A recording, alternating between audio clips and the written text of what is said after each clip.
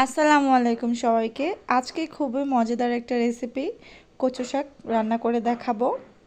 তো এর জন্য প্রথমে আমি ছোট ছোট সাইজের 2 আঁটি পরিমাণ কচু শাক নিয়েছি।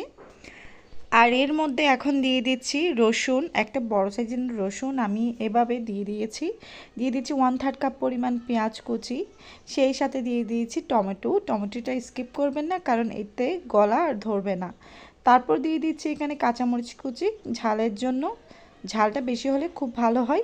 তারপর দিয়ে দিচ্ছি এখানে লবণ, মরিচ এবং ধনিয়ার গুঁড়া সবগুলো 1 চামচ করে দিয়েছি। সেই সাথে দিয়ে দিচ্ছি আধা চা চামচ পরিমাণ জিরার গুঁড়া। এবার এখানে 1/2 কাপের মতো পানি দিয়ে আমি ঢাকনা দিয়ে ঢেকে দেব এবং 5 মিনিট ওয়েট করব। আর এই পর্যায়ে চুলার আঁচটা কিন্তু মিডিয়াম থাকবে, খুব বেশি লো এবং খুব বেশি হাই থাকবে না। 5 মিনিট পর আমি ঢাকনাটা তুলে নিচ্ছি। দেখতে পারবেন 5 মিনিটের মধ্যে কিন্তু এই শাকগুলো অনেকটা চুপসে গেছে। ঠিক সেই পর্যায়ে এগুলো নেড়ে চেড়ে মিশিয়ে নিতে হবে। তো এইদিকে আমি শাকগুলো খুব ভালো করে মশলার সাথে মিশিয়ে নিয়েছি। আর এই পর্যায়ে আবারও ঢাকনা দিয়ে দিচ্ছি। ঢাকনাটা তুলে নিচ্ছি প্রায় আরও 5 মিনিট পর। আর এইদিকে শাকটা কিন্তু অনেকটা নরম হয়ে গিয়েছে, রসুনগুলো প্রায় হাফ সিদ্ধ হয়ে গিয়েছে। এই পর্যায়ে খুব ভালো করে নেড়েচেড়ে মিশিয়ে নিয়ে একটু থেতো করে দিব।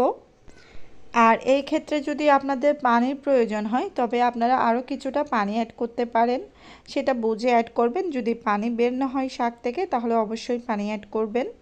তো এই পর্যায়ে চুলার আঁচটা একদম লোতে রেখে প্রায় 15 মিনিট পর্যন্ত আমি ঢাকনা দিয়ে ঢেকে এই কচু শাকটা রান্না করব। তো ফিরে এলাম 15 মিনিট পর। এদিকে আমার শাকটা কিন্তু একদম ভালোভাবে সিদ্ধ হয়ে গিয়েছে। দেখতে পাচ্ছেন সবগুলো কিন্তু শাক একদম গলে গিয়েছে। আর আমি খুব ভালোভাবে কিন্তু কিছুক্ষণ পর পর এটা নেড়েচেড়ে মিশিয়ে দিয়েছিলাম। আর পানিটাও খুব ভালোভাবে শুকিয়ে গেছে। শাকটা কিন্তু আমার অলমোস্ট সিদ্ধ হয়ে গেছে, সেহেতু অন্য একটি চুলায় আমি প্যান বসিয়ে দিলাম। আর এটা বাগারের জন্য আমি তেল দিচ্ছি। প্রথমে যেহেতু তেল দেওয়া হয়নি তাই তেলটা একটু বেশি পরিমাণে দিব। তার মধ্যে 1/3 কাপ পেঁয়াজ কুচি আর একটা বড় সাইজের রসুন এভাবে কুচি কুচি করে দিয়েছি।